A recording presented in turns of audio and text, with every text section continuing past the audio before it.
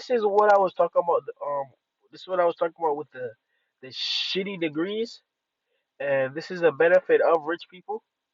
So if you have a kid that went to school with and they got a shitty degree, but they went to an Ivy League school, they can still find a good job. But even in general, why are you getting a degree where you can't get, get a good job? Like, why would you go 50K in debt? Because some schools, especially like Yale and these really high end school, you have to pay like 90K a year every year to go to that school. So I don't know why people are getting terrible degrees that they know it's gonna take forever for them to pay it off. I really don't understand. But like that's like, why are you going to community college getting 30K in debt for a communica for a communications degree where you could have done mathematics, you could have done engineering, and there's a lot of high paying jobs for those degrees. But I don't understand people.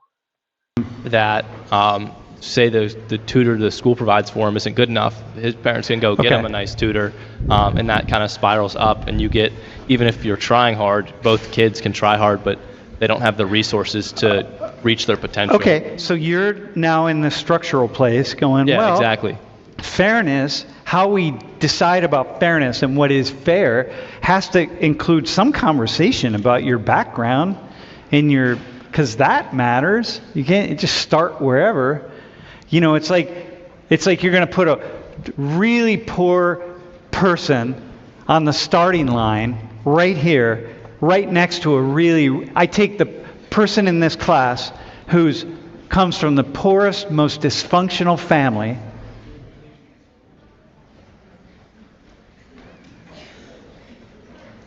and I'm going to put you on the starting line right next to the person in this class who comes from the wealthiest, most connected family.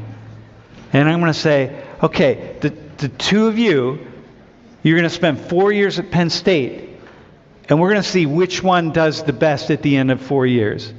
And you would say, you might say, just like if we go here, well, the fair thing would be put you at the starting line, right in the same spot. Doesn't matter who you are, what your background is, anything. Put yourself right here and go. You're competing against each other.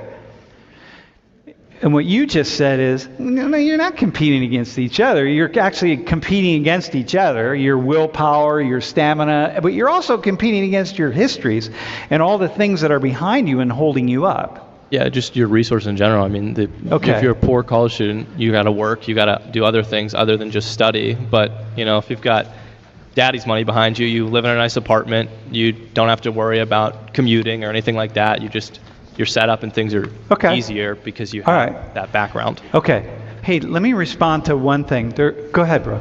I was going to say, think about it this way. Someone worked for those connections and that money. Okay. It might not be you, or it might not be the person who starts off with other person that's poor, Okay. but someone worked for that money and those connections. So even though the person, like, you're starting off on a different area, a different level than this person is, someone did work for that. So basically, That's what I'm talking about. I ain't like you at first.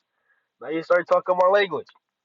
So I'm talking about that family ain't had money their whole life. Okay, somebody had to make money, so that made that family rich. Okay, and don't get mad at LeBron's son because his dad is a NBA Hall of Fame, one of the best players ever. You can't blame him. Your dad didn't do nothing with his life. That's that's not our fault. That's not our fault. I did a reaction video versus I did a reaction video with versus millionaires versus people in middle class. One of the ladies from the middle class said her parents would have been rich, but they had kids and they sacrificed for the kids. So they wouldn't be able to make us a lot of money because they had to put all their money for the kids. I said, okay, that's fine. That's a good decision. Your kid is more important. But you cannot blame your failures or get mad at these rich people because you chose to make a terrible decision. Same thing here. You can't get mad. That kids have a lot more support. His family work hard. You can't get mad at that. You gotta be grateful. You gotta work harder. You have less opportunity, but it's what it is. You gotta work hard for what you want. That family, I'm pretty sure they wasn't rich forever, and somebody had to do the same thing that you're doing now. It's what it is. Okay, and he don't have a. And another thing is just because he has a more support, don't mean he can beat you. I when I used to DoorDash, I met a lot of rich kids. A lot of them are druggies. A lot of them are druggies. So believe it or not, a lot of these rich kids cannot beat you. It's not what you believe. A lot of rich kids, most rich kids are just placed in positions to win, but a lot of them can't stand pressure at all. So you have an advantage, believe it or not. Instead of you should not be complaining all day. Believe it or not, you have a big advantage against them. It don't seem like it, but you do. If you're trying to put them at the same level, then basically all that person's hard work, all those person's hard work to get that money and connections got thrown out the window. Okay, somebody worked for that. They had children. The children benefit. Yeah, they do that so their children benefit from what they do. That's what parents do. That's what, so their children can use what they made to get further in life. So Jade. Yeah, that young man nailed it. There's always going to be inequalities in life. Now, we can all agree, and I think across the board on. Well, oh my God, am I reacting to a reaction of a reaction? Yo, I did not know. I did not know. Oh, I'm so sorry. What is it? The base conversation. I don't know if I should edit this out. I don't know if I'll just play a little bit. I'll play 3 more minutes, and I'll just turn it off because I don't want to make the video too bad for saying that. But we gotta hear the original guy out. Oh, and I'm sorry. I'm sorry. I should have looked at this video before I reacted to it. Left, on the right, for the most part, people agree that you should never not get an opportunity because of something like your race that you're born with that you have no control over. A lot of what they're talking about here is social economic class. That has nothing to do with race or gender or sexuality or your sexual preference. What Sam Richards said, and it is true, which is what we believe on the right, is look, we're not going to sit here and say that there was never any discrimination against black people, women, gays. Obviously there was. We've rectified that by saying, okay, everybody gets an equal opportunity. That's all you can have. A couple hundred years ago, you can make a great case, obviously, that people would have started far behind. That white people in America would have been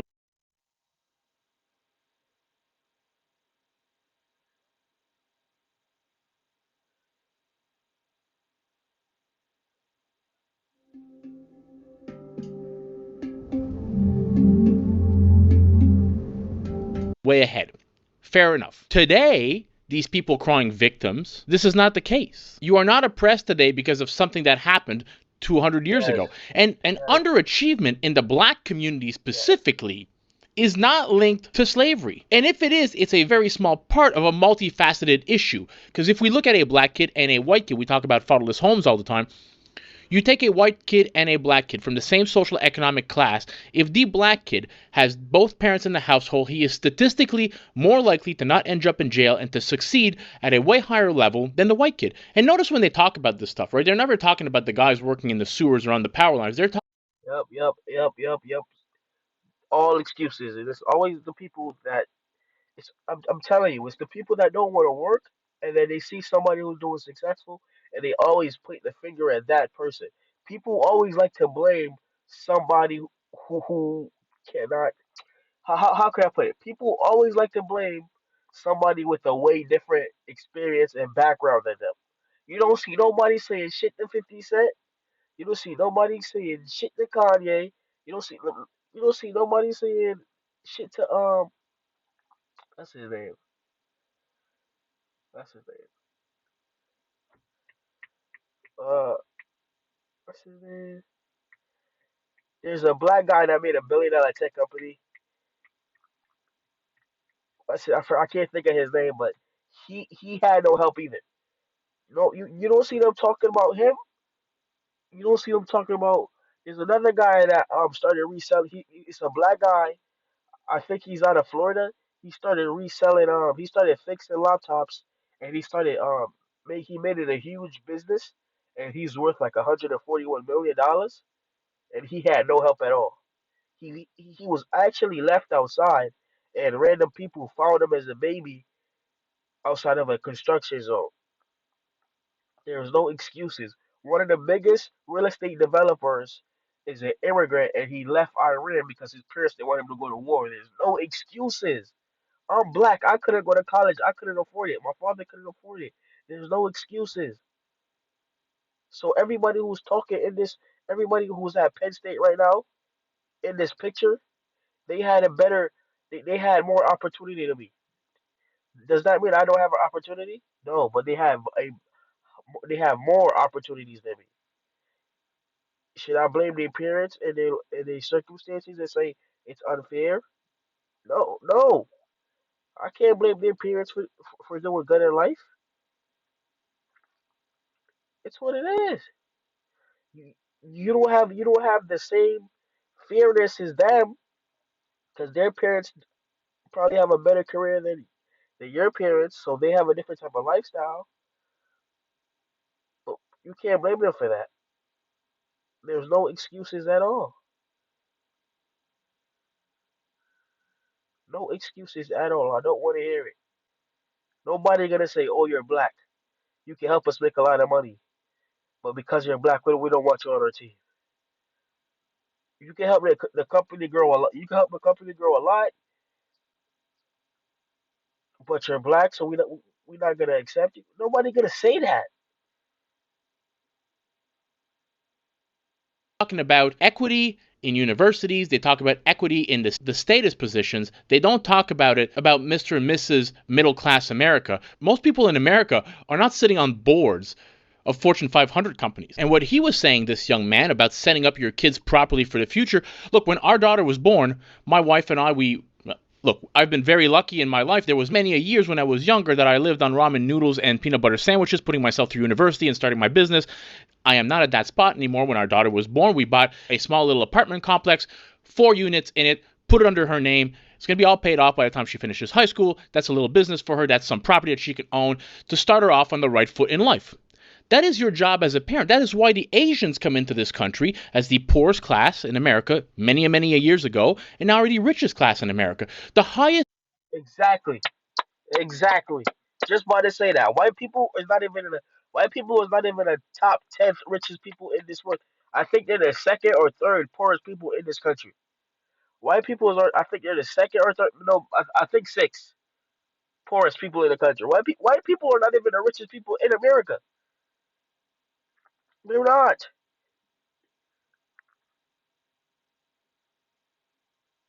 It's no excuses at all.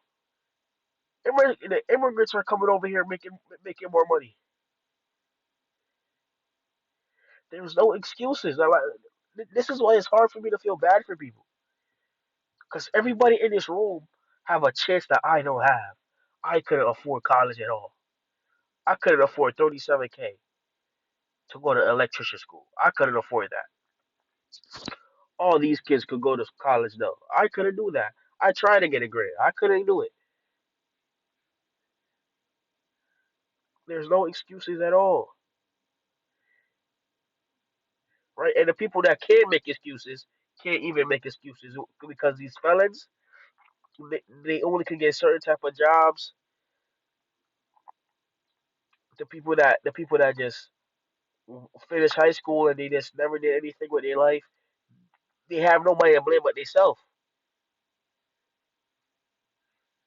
paid group among people in America are Asian women. The left doesn't like to say that. But that is because Asian families generally focus on hard work. They generally put a big focus on higher education. Generally, both parents are at home. That's why Indians from India and Asians from Southeast Asia who came in are doing very well. It has a lot to do with culture. But what they want to do on the left right now is they want to have an overcorrection, right? They say that, because on the right we will say that, yes, over time, this will all fix itself. It's going to take a while, but over time, whatever inequalities happen will.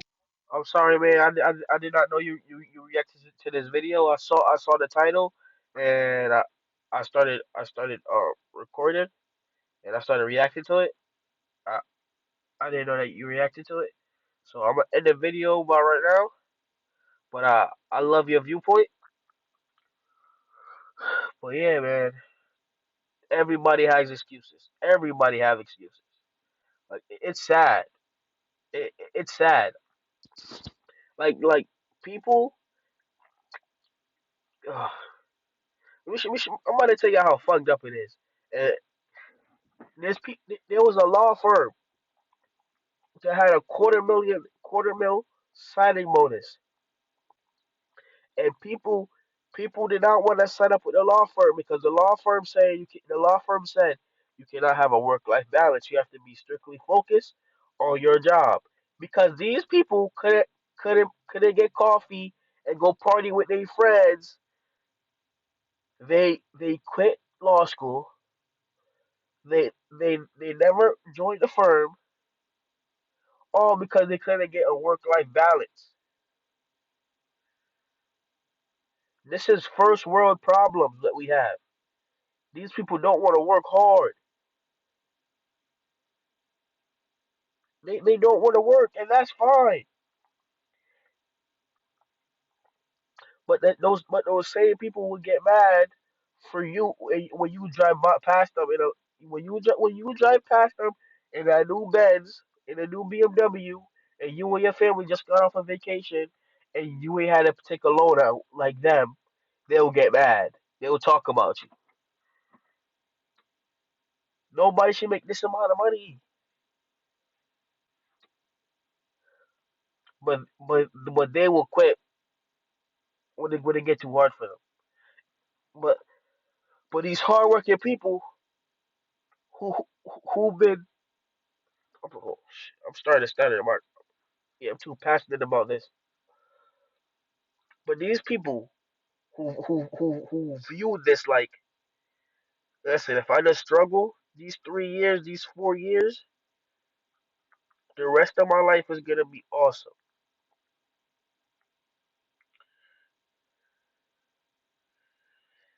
But these people don't think like that. Soon as it don't feel good, they quit. Soon as it don't feel good, they drop out. A quarter million, ain't that like half your student loan to become a lawyer? Ain't going to school to be a lawyer like 300 or 400K?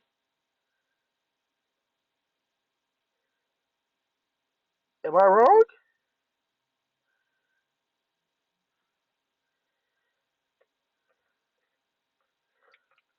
But this is what I'm talking about. They don't want to. Soon as stuff don't go the way they like it, they quit, and then they want to complain.